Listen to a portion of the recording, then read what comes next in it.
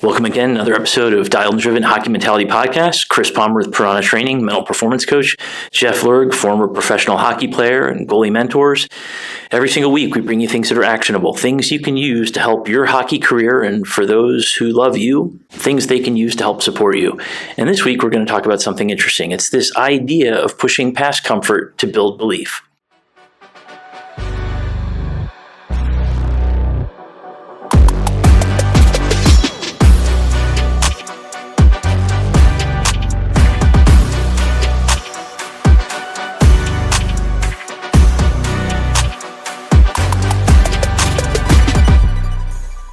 We all know that belief can be built in all sorts of ways, but one of the things is to push past comfort. It can be the off season, it can be during the season, finding ways to differentiate what you're doing to build belief. Jeff, do you want to start us out? And yeah, we're in Traverse City, Michigan today. We're on our goalie camp summer tour. We had previously stopped at Mount Ice Arena. Now we're at another city that I come up to frequently with our family cottage here. So we're in the Detroit Red Wings Scouts Lounge. This is where the Red Wings host their training camp. So we have a unique setting today. So looking forward to digging into our topic on pushing past comfort. It kind of gives me some flashbacks of my playing days while running this goalie school. Because even when I was in this rink and among many other cities that we'd go to along our tour, I would still be training for my professional season while running this goalie school operation. So it wasn't a comfortable setting for a pro athlete to train in. I was doing more than all of my opponents were doing. I was getting up prior to the goalie school I was running. I was skating during the morning hours. I was organizing a whole camp, dealing with 40 kids and 20 staffers, organizing all the drills, looking at all the little things that could go wrong and kind of stressing over all these little points. And then during the lunch hour, many times get an extra workout in or doing an extra stretch or yoga. So when I arrived to my season, I had done all this extra work. And by the time I got to my professional hockey training camp, it felt easy to me. And now that we're talking about this subject, I look back and it's because I was pushing past the comfort where I could have just said, you know what, I'm not going to skate this morning. I got too many things to worry about. I'm not going to go do those extra sprints at lunchtime. I'm just going to do this or that. And of course, all of these avenues help me build a real high level of confidence going into the season. Yeah. Well, it's so hard because we're built for comfort. I mean, human beings are built for comfort, safety, all those instincts. Imagine if we live in the wild. It'd be really, really bad if we took big risks, and living for comfort is our default setting. That's why so many people kind of go through life and don't really go for things they really want. So doing these extra things becomes tough. I mentioned the gas station. Gas stations totally understand human beings, right? Whether it's smoke, whether it's vape, whether it's crunchy, salty, sweet, all the things that probably aren't good for you at all, but they're things that make you feel better. We like comfort.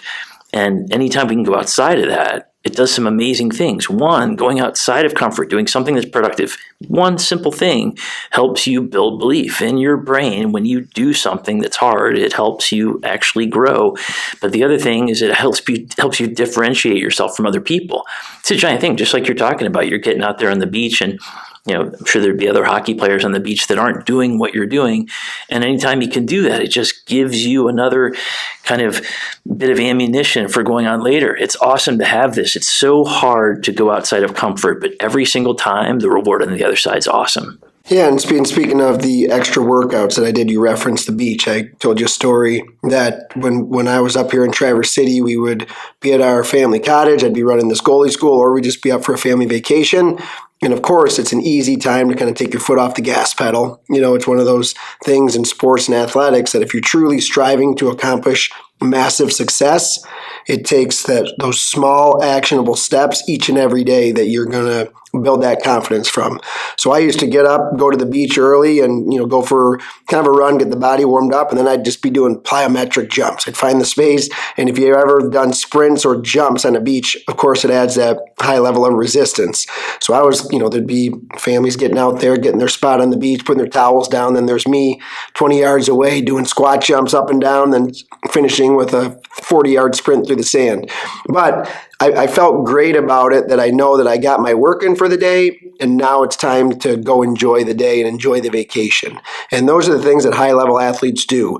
They still stay committed to their goals, even while, in a sense, it's kind of taking your foot off the gas pedal and getting to a different location.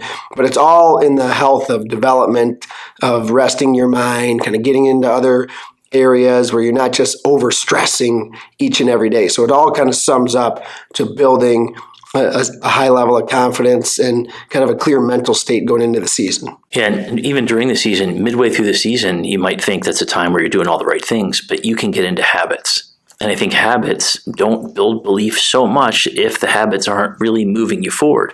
So we talked about this idea of intentionality before, having some sort of intention about what you're trying to do.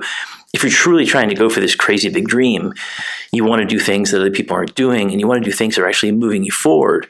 So finding a way to actually look at where you are, no matter how well you're doing. There's guys who are doing great, but I talked about in the last episode about Kucherov. Kucherov is amazing. And he's willing to talk to anybody to learn whatever he can to get better. And I told you about he's using a tier 2 coach in Florida who had a couple tricks for him that he wanted to go to him to see if he can get better. So having that intentionality, always trying to do extra things, but not being so out of control you don't enjoy your life.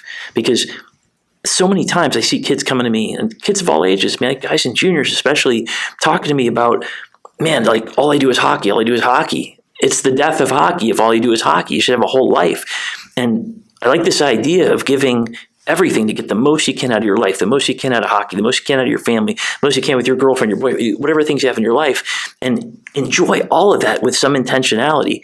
If you're giving everything you have and you're thinking about where you are, what to do extra, those extra things, if they're strategic, can actually build your belief over time. Speaking of the season, pushing through comfort, for example, let's just take a forward. Let's say the goalie's out of it. Let's just say you're a forward that has a great one-time shot. And all you want to do in the spare time before and after practice is have someone pass you pucks to rip one-timers, because that's what you're really good at. Athletes want to do exercises and drills that they're really good at in any private training session, during a game, any position on the ice wants to do what they're really good at. But maybe that player who's really good on the power play one-timer is terrible on wall play, and he can't handle any pucks on the wall and get him out of his zone. So in theory, he should be spending more time on that downtime, practicing getting pucks off the wall and working on protecting the puck and chipping it out. But this player may just keep working on the one-timer. And then there's going to come this head-on collision with he and the coach, and it's just, hey, why can't I play anything more than the power play? When the real facts are, there's other areas of your game that you need to develop.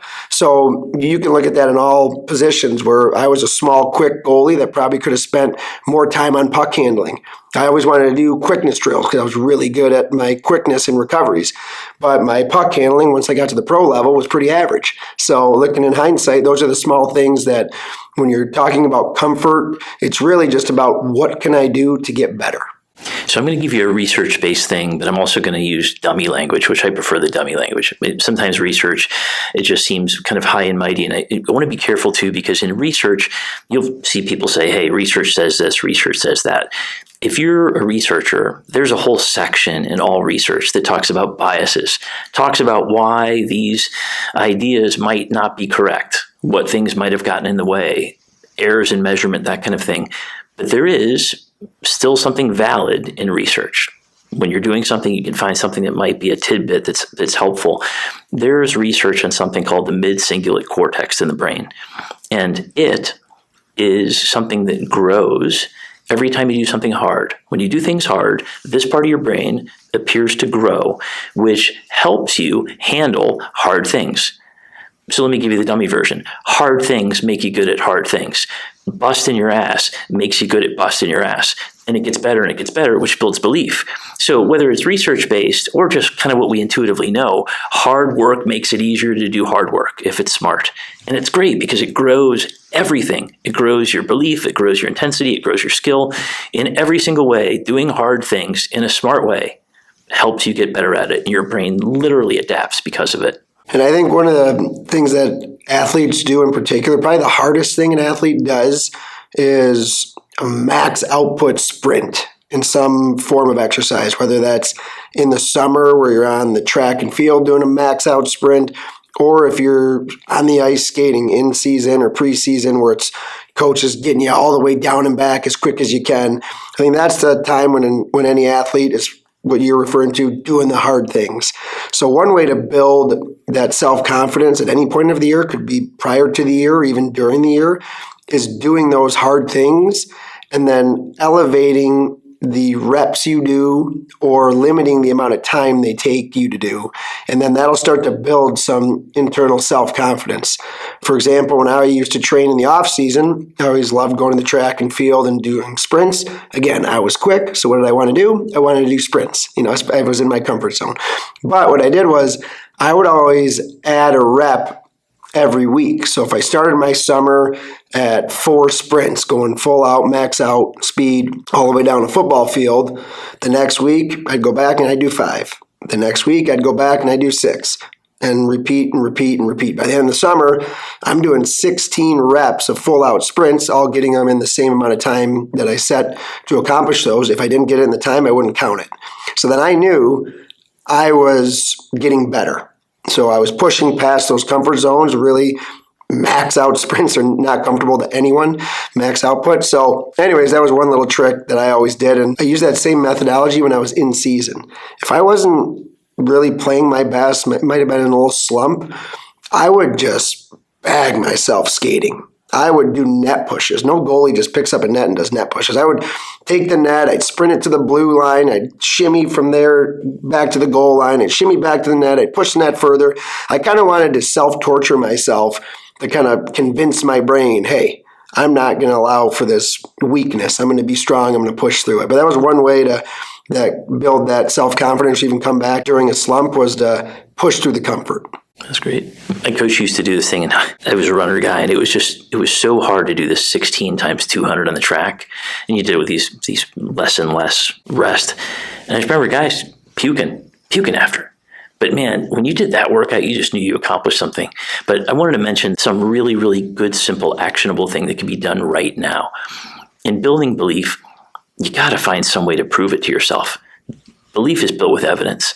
And whether it's working hard, whether it's doing things other people aren't doing, whether it's finding a way to try to move yourself one step farther than what you had before, building belief is truly evidence-based. And we have to tell ourselves that evidence somehow. That's not how we're built. We're built talking about, what do I need? What do I need? What am I deficient on? Or in some cases, that spin of I suck, I'm awful, I'm terrible, I'm no good, letting my coach down, letting my team down, the stuff people tell me all the time. But the counteraction to that spin in your head is to produce some documentation somewhere, either in your phone, on the notes on your phone, or in a book. I call it a belief book that I have people make. I don't care how you make it. Have a space where every single day you have to write at least one good thing, one good truthful thing about yourself that you accomplished. One thing, maybe it was an extra set of this or an extra set of that or extra sprints or whatever it is.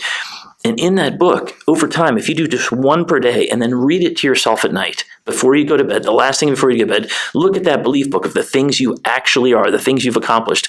That's how to build belief, because otherwise your brain's spinning all the time with the typical doubt, fear, worry stuff. We've got to feed it with as much good information as we can so you actually have something that proves to yourself, that's evidence-based, that I am moving myself forward. It's a fantastic way to build belief, and it always comes out of doing something outside of your comfort zone. And you've mentioned the phrase, what you put in is what you get out, or maybe we've chatted about it before, but it's all about that mentality. And I've had too many teammates or people that I've seen in athletics where they get to a point of being comfortable. They might have done those type of routines when they were kind of chasing a goal. And then all of a sudden, maybe they were a fourth liner that worked their way up to second or third line minutes and on the power play, and then they stopped doing those things that were making them successful. And that was one of the keys when we're talking about comfort is it's good to feel comfortable and confident, but if you stop doing the things that got you to that point, then all of a sudden you're right back to where you started, and all that hard work could kind of disappear. All the results you got from that hard work could just kind of disappear, and then you're scratching your head again. So there is that element of once you get to the top, work to stay on top. And that's why I think I still stayed routine oriented, because I was just so used to doing the things and trying to work toward goals and accomplishing success. So I didn't have the written journal. I always was more in my mind with pregame visualization and, trying to put those positive, inspiring quotes. I remember just looking up when I was young, I'd Google inspiring quotes, and it was just the stuff that you're letting your mind and body absorb. If you keep telling it that you can do it, you can do it. Oh, it's so true. And another episode will be covering visualization and meditation, but those are two examples of doing things that other people don't do. Very, very few people in sport actually step out to the painful area of visualization and actually really imagining an entire game. It takes a lot of time. I've worked with guys who, for 40 minutes the night before a game, are imagining everything from the bus ride there to the warm-up to what the rink smells like to each period. And I have them imagine the worst possible things and the best possible things. It's a lot of work, but it's stuff that other people don't do. But it's a great, great way to give you one extra thing to add to your belief book. I'm doing extra things. I'm finding a way to differentiate myself. So I guess just to summarize, this is so hard because we're not just doing this for casual. This is something for everybody where they're trying to go to the highest. I mean, trying to play in college, you're trying to play in pro somewhere. To get to that highest level, we know how hard it is. And in the end, there's just too many people and too much talent for you not to find a way to give every single thing that you have to differentiate yourself. And in doing that, doing the extra things, the smart extra things, not the dumb things. You don't want to be bench pressing max and blow your shoulder out, but smart things that are extra. During the season, find a way that even during those practices, when you kind of get in this routine of just doing practice, it shouldn't be a routine. It should be, I'm going to get out and see what I can accomplish different today. How can I get better? How can I be a difference maker today? How can I be the guy that's so hard to play against that nobody wants to practice with me? And you don't have to be a jerk, but find a way that you can give everything you have so that you're actually simulating a game. These extra things, and even in the off season when there's so many temptations, go enjoy a great time on your vacation and go bust your ass to go do something that differentiates you every single day. And again, this belief book thing, I don't care where it is. I don't care if it's in your brain like it was for you, just reminding yourself all the time you're capable, or if it's you writing in an actual book or notes on your phone, finding a way to put into your brain this good food of, I'm capable. Look what I did today. I did extra here. I did extra there. I was an animal today on this. I did extra stretching. These things build belief and counteract the doubt, fear, and worry that comes to everyone, but especially when you're trying for great things. And last tip I have goes specifically to the goalies, is that just look at the position we play. Goaltending is nothing close to a position that you should ever feel comfortable in. Every little movement you make has to be spot on and crisp. Every little puck that may bounce off you could end up in the back of your net. You have everyone staring at you when you let up a goal. You have all the pressure of a win or loss for your team going next to your name as the result. There's no other player on the team when they look at the stat sheet, it says W and L. The goalie has it. So there's never a comfort zone in the life of a goalie. So put yourself in uncomfortable positions continuously. Keep pushing yourself to the max each and every day. And that's what's going to help you push through all the adversity that's going to be coming your way. And just a reminder to everyone, keep staying dialed and staying driven on your goals, as that's the only way you're going to accomplish success. And follow us on all of our social platforms. We're at Dialed and Driven, and look forward to chatting again soon.